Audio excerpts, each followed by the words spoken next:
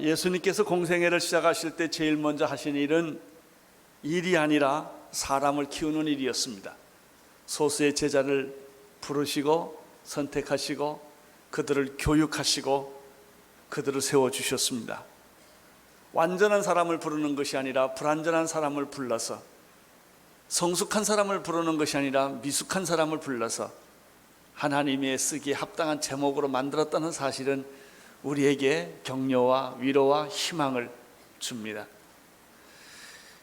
왜 예수님께서는 제자를 먼저 선택하셨을까요? 이 제자의 선택은 선택과 집중의 원리가 적용이 됩니다. 선택이라는 것은 많은 것을 포기했고 버렸다는 것을 의미합니다. 무엇을 선택했다는 얘기는 상대적으로 다른 것을 다 버렸다는 것을 의미합니다. 예수님은 수천 명의 사람에 관심이 있지 아니하고 소수의 12명의 제자에게 관심이 있었습니다. 그리고 예수님은 예수님의 시간의 모든 시간을 다 이 제자들에게 투자하여 주셨습니다.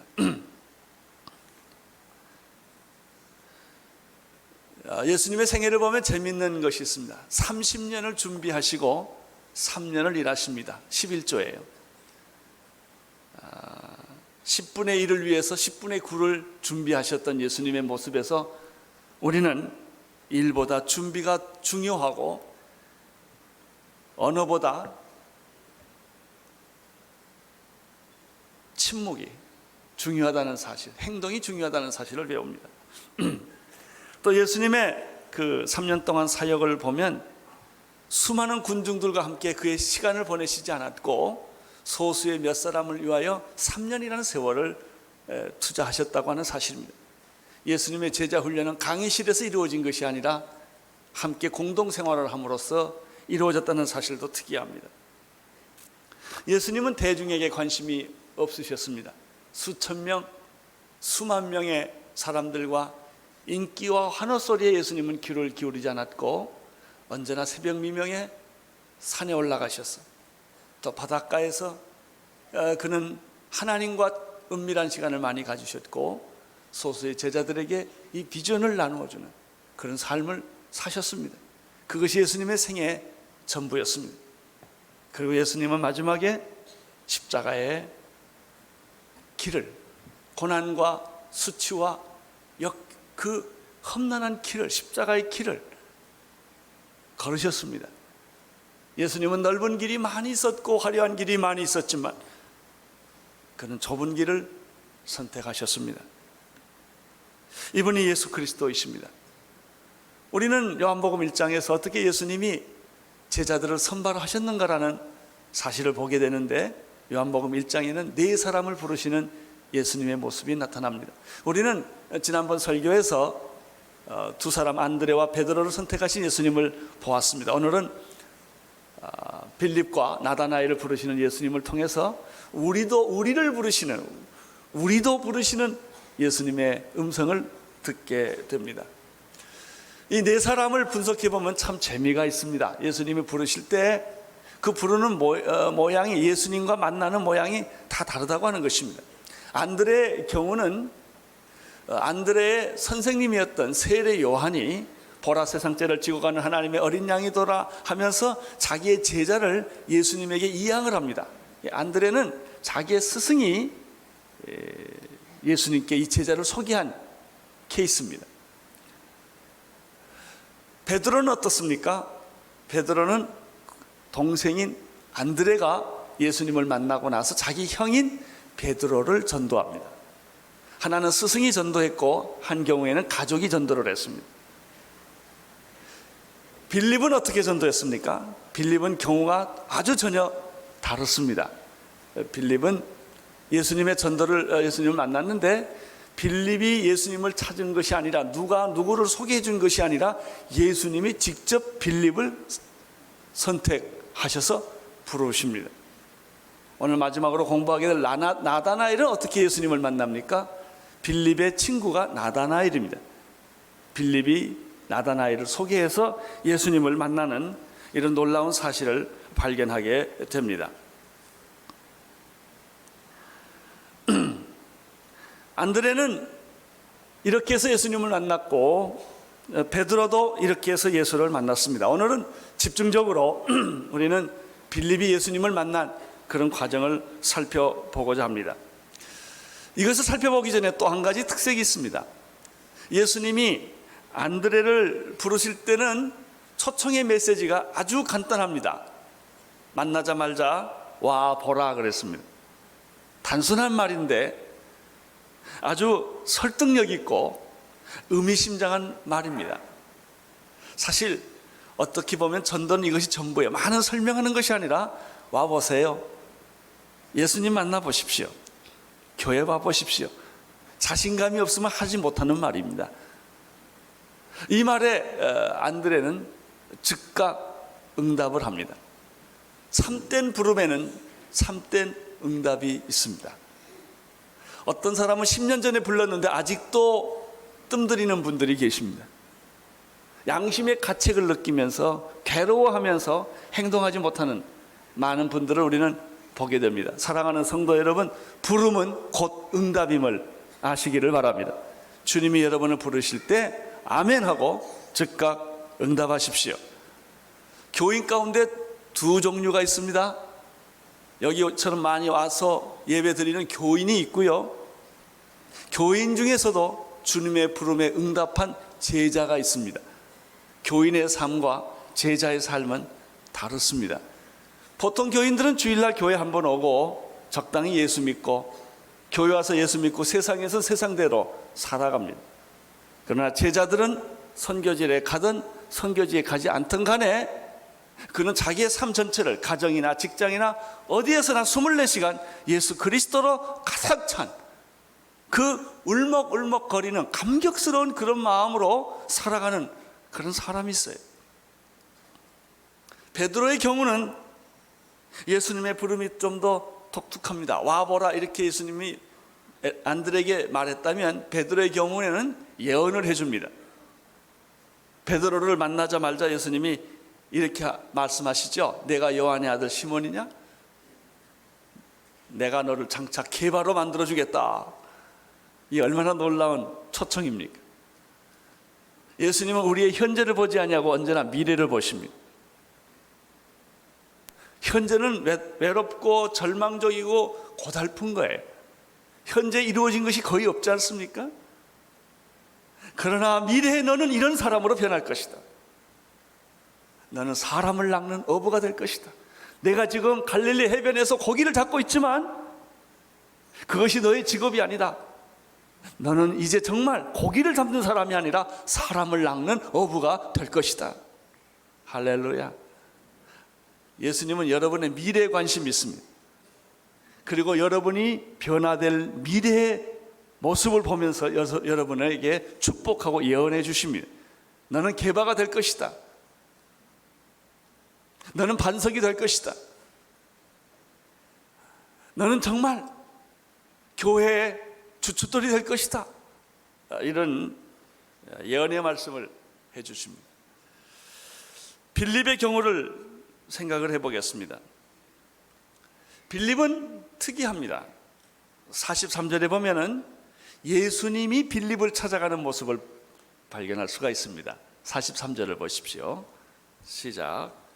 이튿날 예수께서 갈릴리로 나가려 하시다가 빌립을 만나 이르시되 나를 쫓으라 하시니, 먼저 예수님과 빌립이 만나는 과정은 누구의 소개에 의해서 가는 것이 아니라 예수님이 갈릴리로 가시다가 빌립을 만나게 되었고, 빌립을 만나서 예수님이 하신 말씀은 나를 따르라, 나를 쫓으라 라고 말씀을 하셨죠.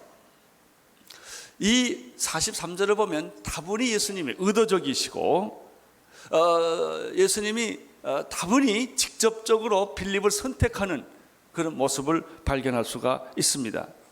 이 43절을 두 가지 각도로 접근할 수가 있어요. 첫째는 예수께서 빌립을 만나기 위해서 갈릴리로 가셨다라고 해석할 수도 있고요, 예수님께서 갈릴리로 가시는 도중에 우연히 빌립을 만났다라고 볼 수가 있습니다. A로 해석하든 B로 해석하든 결론은 단 하나입니다. 예수님이 의도적으로 빌립을 부르셨다는 것이죠. 예수님이 여러분을 의도적으로 부르실 수가 있습니다.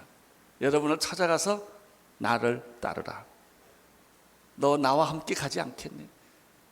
이렇게 예수님이 초청을 합니다.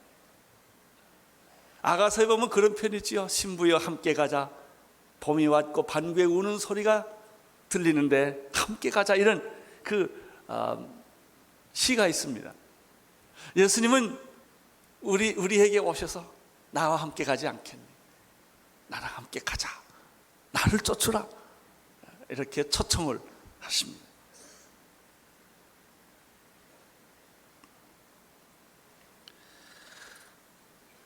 예수님께서 나를 쫓으라고 말씀하셨을 때 그것은 어떤 길일까요? 화려한 길이 아니에요. 넓은 길이 아니에요. 멋있는 길이 아니에요. 죽으러 가는 길이에요. 예수님의 길은 십자가의 길이에요. 고난의 길입니다. 그런데 예수님이 우리를 그런 길로 우리를 초대를 하시는 것입니다.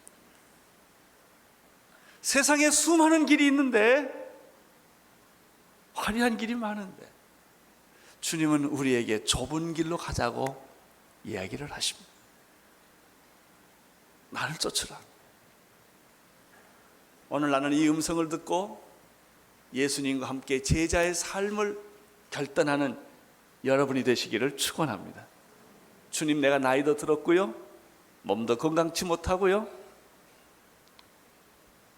나는 어떻게 보면 성공하지도 못한 사람이지만, 그러나 내가 주님의 부름에 기꺼이 응답해서 내 생애를, 내가 가지고 있는 모든 것을 다 드려서 주님께 영광을 올려돌리기를 원합니다. 이 세상을 가만히 보면 잘못된 부름으로 청춘을 송두리째 망가뜨리는 사람들이 참 많습니다. 첫째, 잘못된 사상의 노예가 되어서 평생을 방황하는 사람 우리 주변에 많이 봅니다. 이데올로기에 잘못 영향을 받았어. 평생 데모하고 투쟁하다가 자기 젊음을 다 불사르죠. 그리고 나중에 갖는 것은 허탈한 것밖에 없어요. 저에게 선교사님 중에, 일본에 계신 분 중에 한 분이 70년대 제1교포로서 우리나라에 간첩으로 오신 분이 있어요. 그분이 밀봉 교육을 받고 연세대학교에 와서 간첩 활동을 하다가 잡혀서 그 친구들이 다 사형 선고를 받은 일이 있었습니다. 이분은 잘못된 사상에 오염이 되어서 자기 젊음을 송두리째 날려버리는 이런 비참한 경험을 했던 것이죠. 지금도 그런 분들이 세상에 보면 얼마나 많은지 몰라요. 잘못된 사상이 진리인 줄 알고 그것을 위해서 분신자살도 하고 그것을 위해서 자기 젊음을 송두리째 바쳐서 투쟁하는 사람들 우리는 많이 보지요. 그것뿐이 아니에요. 잘못된 종교의 노예가 되어서 평생을 그렇게 패가망신하는 사람들. 이번에 우리가 뉴욕 테러 사건도 보면 가비가제처럼 이번엔 잘못된 종교, 잘못된 이런 생각으로 인해서 지금 전 세계를 극도의 혼란으로 빠지게 만든 결과를 낳은 거예요. 잘못된 가치관, 잘못된 교육, 잘못된 환상, 이런 걸로 인하여 수많은 젊은이들이, 수많은 영혼들이 얼마나 방황하고 있습니까? 그런 것에 비하면 우리 예수님의 부름은 소박합니다. 나를 따르라.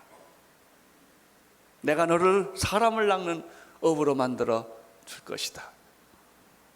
여우도 굴이 있고 공중 나는 새도 깃들일 것이 있지만 인자는 머리 둘 것이 없다. 예수님께서 또 이렇게 말씀하셨죠. 아무든지 나를 따라오려거든 자기를 부인하고 자기 십자가를 지고 나를 따르라. 이것이 예수님이 우리를 부르시는 부름입니다.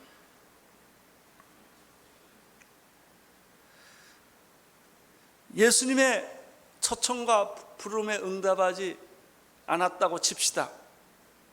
여러분이 원하는 길, 여러분이 꿈꾸는 길을 여러분이 살아왔다고 한들 어떻습니까? 지금까지 여러분 살아온 길이 만족스럽습니까?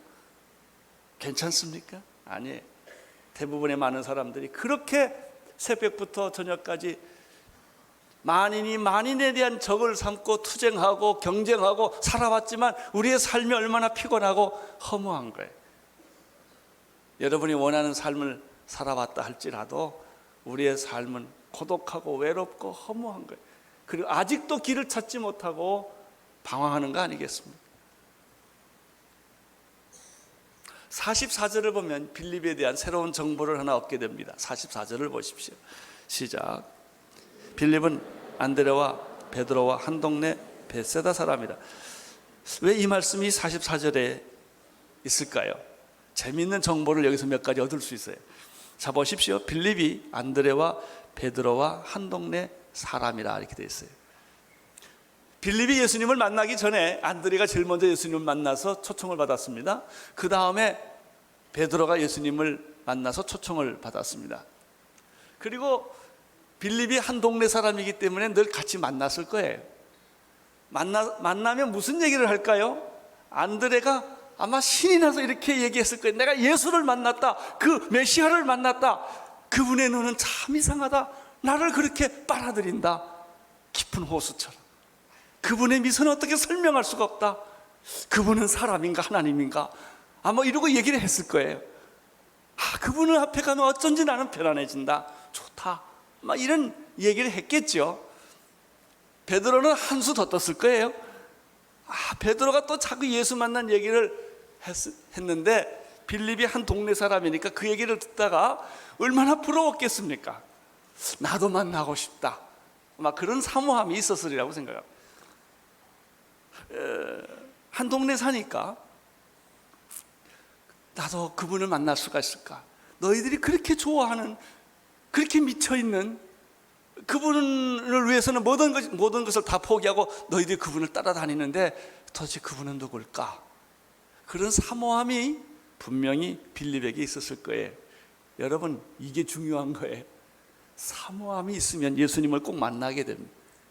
그리움이 있으면, 그분에 대한 기대감과 감격이 있으면 예수님이 만나 주신다는 사실이에요. 나는 여러분들이 예수님에 대한 그런 목마름, 그리움, 사모함, 안타까움이 여러분의 가슴에 가득 차기를 축원합니다. 한편 예수님의 경우는 어땠을까요? 아마 우리가 참 추측입니다. 안드레와 베드로가 예수님을 만났을 때마다 예수님, 우리 동네에요 아주 좋은 친구가 하나 있습니다.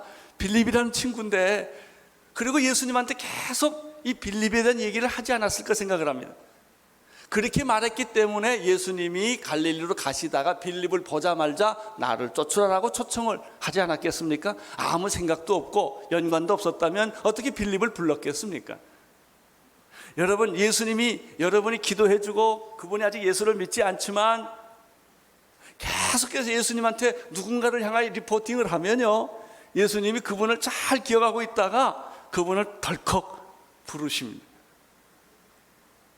우리는 이러한 사실을 여기서 배우게 되는 것이죠. 빌립이 예수님을 만났습니다. 여러분, 정말 예수님을 만나면 그냥 못 계셔요. 잠이 안 온다니까요. 만약에 예수 만나고도 잠을 잘 잔다, 이게 문제가 있는 거예요. 예수님을 만나고도 여러분이 과거의 삶이 계속되어진다면 안 만나는 거나 똑같은 거예요. 진짜 예수님을 만나면 첫사랑을 느낀 사람처럼, 영혼의 첫사랑, 감격하고 눈물을 흘리고 정말 뭐라고 설명할 수 없는 마음의 평안과 기쁨과 삶의 의미와 목적이 생겨요. 병들어도 실패해도 내가 아무것도 아니어도 그렇게 첫사랑을 느낀 사람처럼 얼굴이 벌거적적해지고 눈이 반짝거려지고 모든 세포가 다 살아나고 감격스럽고 내가 할 일을 발견하고 죽을 일을 알게 되는 것이고 고생해도 힘들지 않고 누가 욕을 해도 원망스럽지가 않는 그런 이상한 일들이 벌어지는 거예요. 여러분, 안드레가 예수님을 처음 만나자마자 베드로를 소개하지 않습니까? 빌립이 예수님을 만나자마자 그에게 첫 번째 반응은 내 친구 나다나엘을 예수님께 소개해야 되겠다라고 하는 반응이 있었던 것이죠. 나는 오늘 여러분들에게도 이런 반응이 일어나기를 축원합니다. 예수 안 믿는 사람이 믿어도 이런 반응이 일어나고요, 예수 오랫동안 질기게 은혜 안 받고 살다가 어떤 계기가 되어서 은혜 받으면요, 그 사람도 똑같은 현상이 일어납니다. 10년, 20년 믿었지만 오늘 새 은혜를 받으면 새 인생을 살게 되고 목소리가 달라지고 기도 소리가 달라지고 찬양 소리가 달라지고 삶이 달라져요. 걸음 걷는 것부터 달라져요. 오늘 여러분의 걸음걸이가 달라지기를 축원합니다. 축 쳐서 걸어가는 것이 아니라 뛰듯이 걸듯이 기쁨으로 사는 거예요. 질병이, 고난이, 죽음이, 실패가 나를 막지 못해요.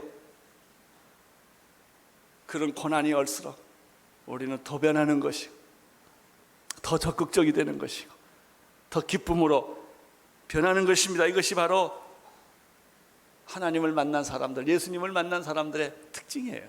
자, 빌립이 예수님을 만나자마자 자기 친구 나다나엘에게 찾아가서 전도를 했는데 어떻게 했는지 45절에서 한번 보겠습니다. 45절 같이 읽겠습니다. 시작. 빌립이 나다나엘을 찾아 이르되 모세가 율법에 기록하였고 여러 선지자가 기록한 그 일을 우리가 믿어 만났으니 요셉의 아들 나사렛 예수라. 45절에 보면 빌립이 분명하게 하는 말이 있어요. 우리가 그를 만났다 하는 거예요. 그에 대한 얘기를 들었다, 그를 이해했다, 이거하고 달라요. 깨달았다는 거하고도 달라요. 만났다는 거예요.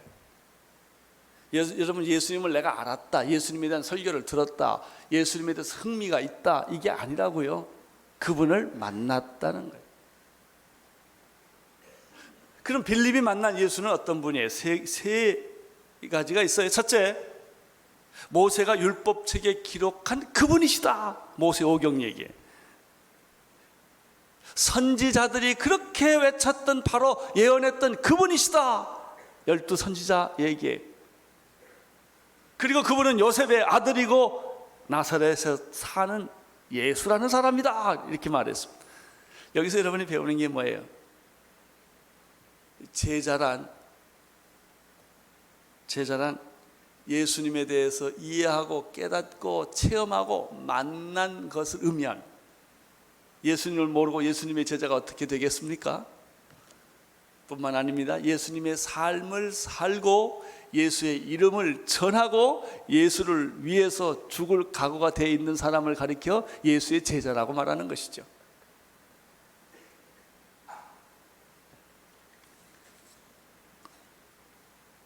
자, 그러면 빌립이 소개했던 나다나엘은 어떤 사람일까요? 이 사람이 아주 흥미있는 사람입니다. 46절을 보십시오. 나다나엘은 어떤 사람입니까? 시작. 나다나엘이 가로되 나사렛에서 무슨 선한 것이 날 수 있느냐? 빌립이 가로되 와 보라 하니라. 이 말씀을 보면 나다나엘은 예수님에게 소개할 만한 제목이 아니라는 사실을 우리가 알게 돼요. 틱틱거리거든요. 냉소적인 반응이에요.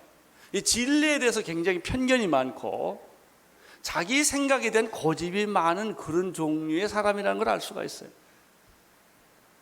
그런데 빌립이 왜 이런 나다나엘을 예수님에게 소개했을까 하는 거예요. 나다나엘이라는 사람은 무엇을 확인히 알아보지 않고 잘 믿으려고 하지 않는 사람이에요. 설득하기 굉장히 어려운 사람이죠. 그렇지만 이 나다나엘에게는 이런 성격상의 문제점이 좀 있지만, 그러나 나다나엘의 그 내면의 세계를 들어가 보면 굉장히 착하고 간사한 것이 없는 순진한 사람이라고 하는 사실이에요. 우리가 주변에 그런 사람을 종종 보게 되지요. 착하고 순수한 사람, 법 없이 살 수 있는 양심을 가진 그런 사람, 인간미가 넘치고 아주 휴머니스틱한 그런 사람들 말이죠. 근데 이런 사람이 이상하게 유독 예수님에 대해서, 교회에 대해서는 비판적이고 냉소적이란 말이죠. 그런데 그 사람이 인간적으로 보면 너무 좋은 사람이에요. 이 사람 보면요, 남 모르게 가난한 사람 많이 돕고요, 어린이 심장 돕기도 하고요, 장기 기증도 하고요, 그리고 정말 누가 어렵다고 그러면 막 퍼주고 말이죠. 누가 봐도 참 훌륭한 사람이에요. 그래서 이런 사람 보면 아주 헷갈려요. 이 사람 예수만 믿으면 다 될 것 같은데 꼭 예수만 안 믿거든요. 교회만 가면 완벽한데 교회를 안 가요, 이 사람. 자기 직업에 충실하고 직장에 대해서 존경을 받을 수 있습니다. 이런 사람들 가운데 이런 모습이 있죠. 하나님은 인정하고 믿는데 예수님 안 믿는 사람. 하나님은 믿어요. 근데 예수는 안 믿겠다 이거예요. 또 이런 사람이 있어요. 예수는 믿는데 교회를 안 가겠다는 사람. 나 예수 인정한다 이거예요. 근데 교회는 싫다 이렇게 생각하는 사람이 나다나엘 족속들이에요.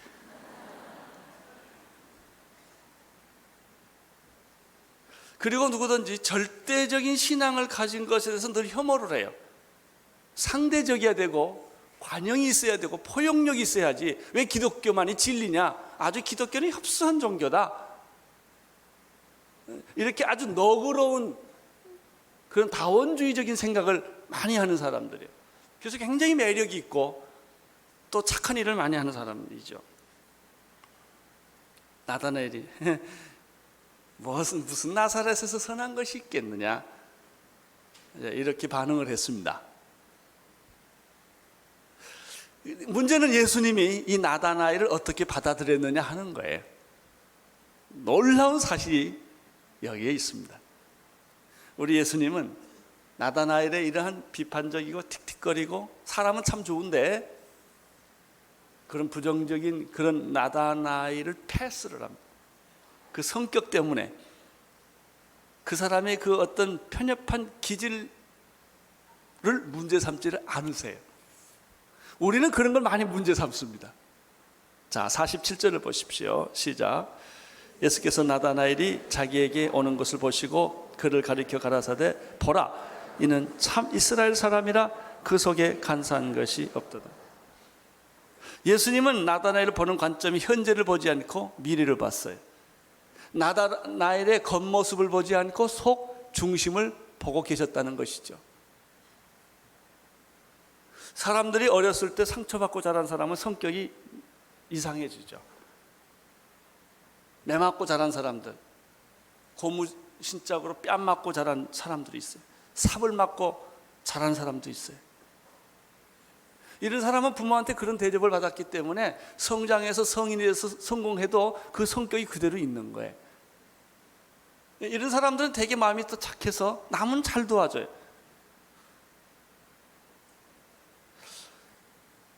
그런데 예수님은 이 나다나엘을 보고 맨 먼저 하는 사람이 저 사람이 참 이스라엘이구나, 저 사람에게는 간사한 것이 없다.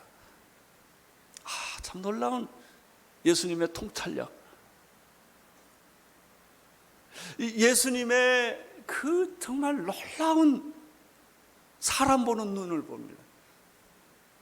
그 사람이 입이 험하거나 행동이 험하거나 그런 것을 보시지 않고 그것은 그 사람이 가져온 상처다 이거예요.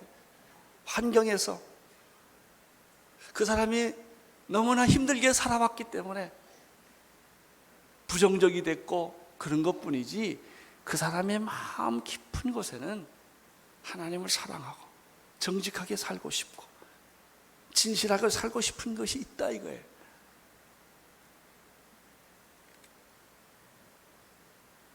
사랑하는 성도 여러분, 혹시 여러분 주위에 이런 분이 있으면 포기하지 마세요.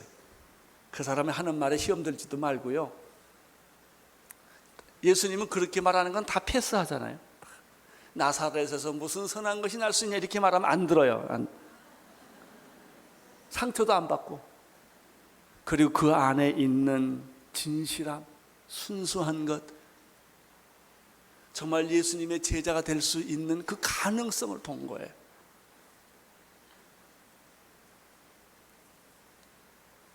예수님은 논쟁하지 않았어요.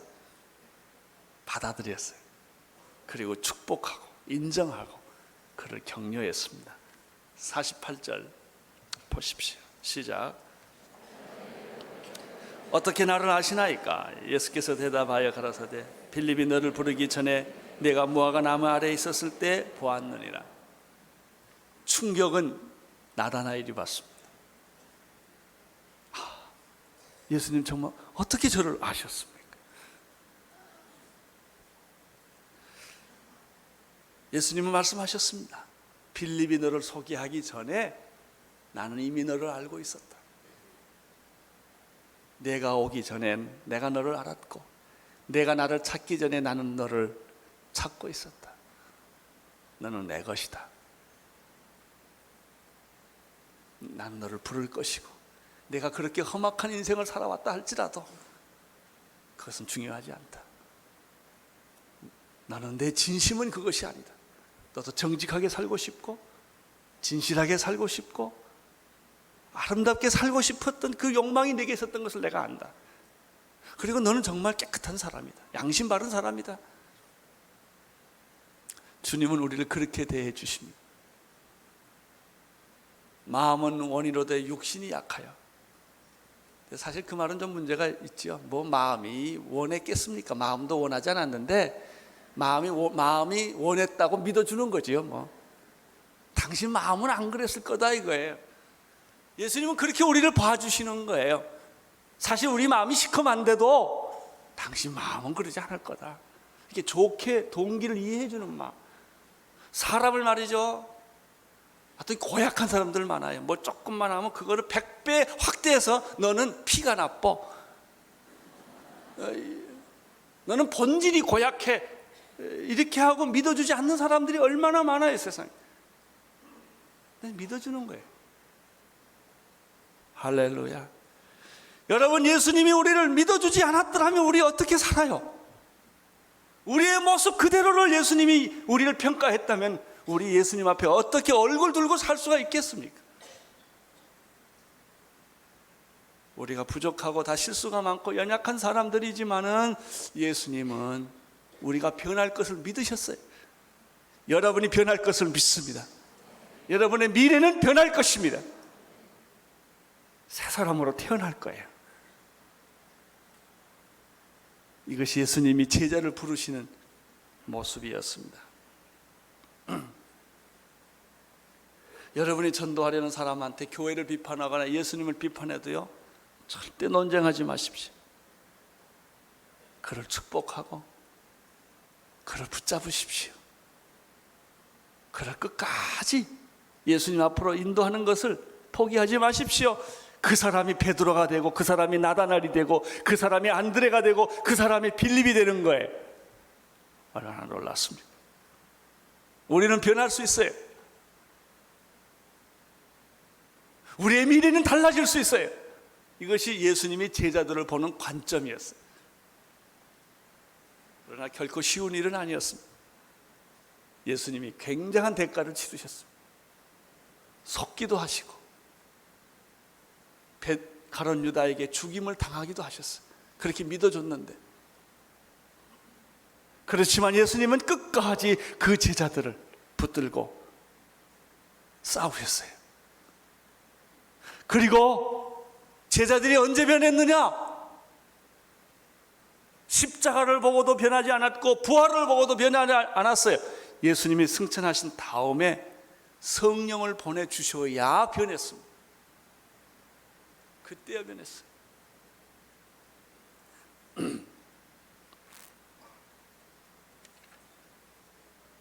49절을 보십시오. 나다나엘이 대답하되 라비여, 당신은 하나님의 아들이시오, 당신은 이스라엘 임금이로소이다. 여러분이 전도하는 사람이 이런 고백을 하게 되기를 바랍니다. 정말 나다나엘은 착한 사람이었어요. 정직한 사람이었고 간사함이 없었던 사람이었어요. 이제 그 사람이 발동 걸리기 시작을 한 거예요. 예수님이 그 말을 듣고 두 가지를 축복해 주었습니다. 50절과 51절 시작. 예수께서 대답하여 가라사대 내가 너를 무화과 나무 아래서 보았다 함으로 믿느냐? 이보다 더 큰 일을 보리라. 할렐루야. 이보다 더 큰 일이 일어날 줄로 믿습니다. 여러분에게 일어날 줄로 믿습니다. 기도하는 대로 돼요. 믿는 대로 돼요. 헌신하는 대로 됩니다. 나이 걱정하지 마십시오. 건강 걱정하지 마십시오. 돈 없는 거 걱정하지 마십시오. 여러분의 믿음이 중요한 거예요. 믿음이 중요한 거예요. 이보다 더 큰 것을 보게 될 것이다. 51절 읽어주십시오. 또 가라사대 진실로 진실로 너희에게 이르노니 하늘이 열리고 하나님의 사자들이 인자 위에 오르락내리락 하는 것을 보리라 하시니라. 너희는 하늘이 열리는 것을 보게 될 것이다. 인자가 영광을 받는 천사들이 오르락내리락 하며 영광스러운 그 하늘의 영광을 예수님과 함께 너도 맛보게 될 것이다. 여러분, 주님은 우리를 부르십니다. 나를 쫓으라. 와 보라. 너는 개봐라. 할렐루야. 우리 주님께 영광을 올려 돌리는 여러분 되시기를 축원합니다.